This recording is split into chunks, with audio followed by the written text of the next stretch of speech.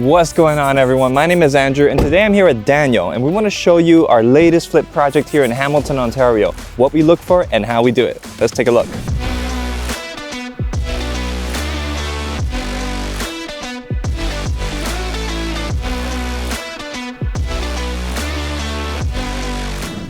Wow, this place is looking really good. When we first got this place, literally, it was looking like it was from the 1960s. Everything was outdated. There was a red carpet in here, paneling on the walls. We're almost done renovations. We're getting ready to flip this house and put it up for sale. So Andrew and I are coming here to take a look at the final touches. Andrew is a master of the renovations, picking all the materials, stuff, project managing, and I take care of selling the property. I'm a real estate agent in Hamilton, Ontario. So if you're looking to flip a house here, just click right here, shoot us an email, send us a text, give us a call. We'd be happy to help you. The crazy thing is, this kitchen right here used to be a bedroom. Now, when you're flipping a house, I never recommend taking away a bedroom, and that's not what we're saying. We made the old kitchen a walk-in room, and we made another part of it the bedroom. So never take away a bedroom, just sometimes move things around. It makes it better and increases your resale value. Over here, we have another entrance. This door can be shut and locked because this was a single family home. Now there's 2 units inside this home. You can enter through here and go downstairs where there's a kitchen, there's another bedroom, a living room. We have a full unit down there. And when you shut this door right here, we have more bedrooms over here. You can go upstairs, and that's the second unit. And when we bought it, it was around $615,000. My goal is to sell this property for $850,000, but the way the bidding wars are going in Ontario right now, the inventory is low, which means there's way more buyers than there is sellers. I won't be surprised if we get more than $850. Wait till you guys see what we did with the master bedroom upstairs. This used to all just be one big open concept area. We wanted them to have an ensuite bathroom. A lot of windows, closets are important. People always want to look for a place that they can fit their stuff. And look at this, I can literally fit right in this closet, walk around. We have a light above my head. This ensuite right here, again, we're not done, but we're almost finished. We're just wrapping it up before the sale. Lots of covered space, some hooks to hang your stuff here. Again, same countertop that matches to the downstairs bathroom. All the colors match, everything matches. This right here, we wanted to just have a nice glass door. This place is gonna sell, I guarantee you. We have a lot of offers, especially right now. There's like 20, 30 plus offers on every house. All right, let's go take a look at the second unit. Down here, we have the living room space. We have a kitchen right here. Again, matches the upstairs. The synergy in this house, everything matches. It looks great. I absolutely love this. Now, we have 2 bedrooms down here, okay? So we have 3 upstairs, 2 downstairs. So when we sell this house, we can advertise it as a 5-bedroom, 2 unit. Now, Andrew is going to explain to you guys why we decided to use some of the materials in this house, why we did some of these renovations that we chose. So let's go upstairs. Andrew's gonna show you. Let's take a look. All right, so now I do want to talk to you guys a little bit about the finishing work that we are doing here and how you go about picking what type of finishing materials you want to use. Because I mean, a lot of people will go in, they'll look at a property and say, hey, this property is outdated, I want to upgrade it. But when you start doing a renovation, the biggest question everybody has is always, where do you stop? And what do you keep? Is it worth it to keep something? When some things look old, do you just include it as part of the tone of the house and the vision that you're going to be creating? Or do you just tear everything out and start from scratch? And to do this, you really need to start off with your budget. And this will help you determine what you're going to keep and what you're going to change. Now, if we start off with the ceiling in this place, in the living room, the first thing you come in here and walk into is this old style plaster ceiling. Now this, if any of you has ever had any experience trying to tear this out, it's actually filled with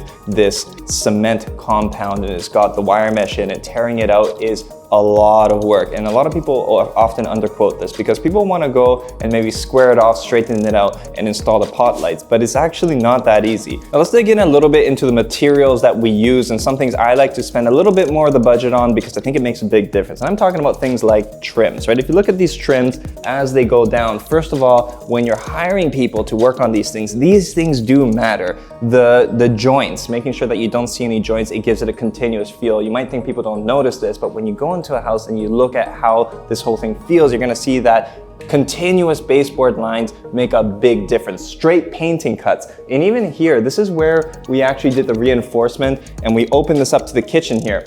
This trim, a lot of people would just square this off and leave it drywall. And you see this in a lot of houses, but having this this border and this nice thick trim gives it a much stronger feel, and aesthetically it feels more reinforced, even though it's just a decorative piece. Now, there's something that I found very interesting, which Daniel taught me, which is the honey-do list. And this is basically nothing much to do with the renovations, but when you're budgeting your work, this is something that you want to keep in mind to allow for. And we're talking about the appliances. We haven't gotten them yet, but we are banking for some nice appliances. And again, this is for any guy or any couple shopping and want to really consider the person who's going to be taking the kitchen, is you want to spend some money on the nice burners, you know, the nice microwave, the nice fridge. Don't cheap out and just get the standard $500, $600 one. If you're trying to flip a property, go with something nice. We're talking a 6 burner, something that whoever is doing the cooking in the kitchen is gonna really appreciate it. We know you're gonna spend a lot of money on the kitchen, and you know you're gonna wanna use the quartz countertops when you're selling the property. But if you look at these cabinets,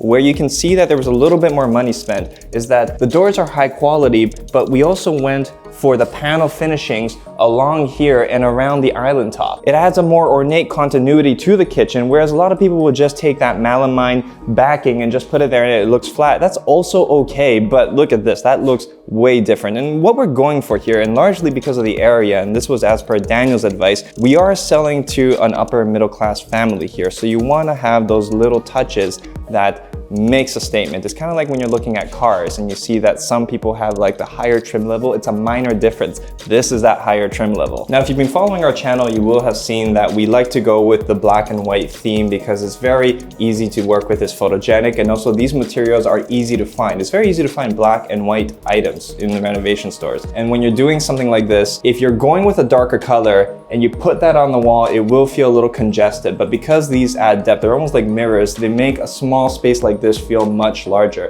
So it's always good to do this. And the thing about this is that it's not breaking the bank. These tiles, you can get them for a pretty reasonable price, and when you're working with a small space, it's better to spend that kind of money on those items. Now, another thing that people usually overlook is actually the doors. People will go to Home Depot and buy a standard 6-panel door. Now, if you're renovating a rental property, highly recommend going for that because it's an easy to find item, standard stock. You can go in there, buy it, semi-gloss it white, and it'll look pretty amazing. However, when you go into some of these nicer houses and you see that they have a more elaborate door, these are the little things that will make an impression and make somebody want to buy this property. And it also, overall, you see these little things adding up, it will give the impression that this is a higher quality home. Even when we're looking at the stairs and you look at these bullnosings, the cheapest way for somebody to do this, especially when you have a vinyl floor coming down the stairs and you're continuing it. If you want to go really nice, you would go with an oak veneer type flooring, but the bullnosing here, our team spent a lot of time on this, and you can tell that they actually went through the effort to make the gaps tight, and they didn't just slap it together. You can go with a metal trim, and that's a cheap way to do it. It's way faster, but this, it has thickness to it. It has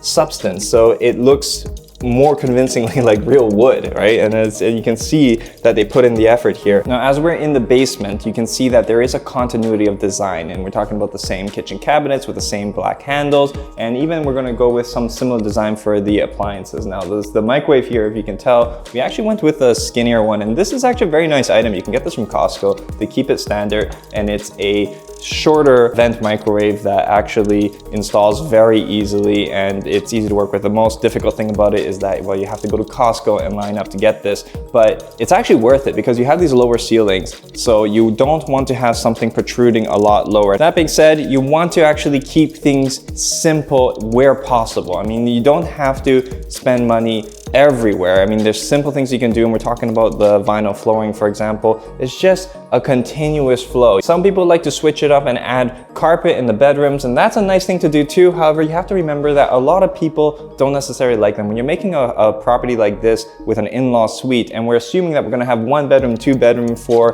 either guests or the in-laws, whoever's buying the property might not use it like that. So if you're putting carpet in the bedroom, they might not want it like that. What if they wanna use it for an office? So you don't wanna put too much almost like an instruction into how the place is supposed to be used, but you want to just allow space that's going to give the buyer potential to do whatever it is they want. Now, there are obviously more things that we need to go over, but we will do that in another video where we can show you the finished product of how this property looks like and what we sold it for. So make sure to stay tuned for that. Remember, if you're interested in real estate investing and want to learn how to flip a property yourselves, make sure to give us a call, text us, or shoot us an email. Click the link in the description below, and we'll see you on the next one.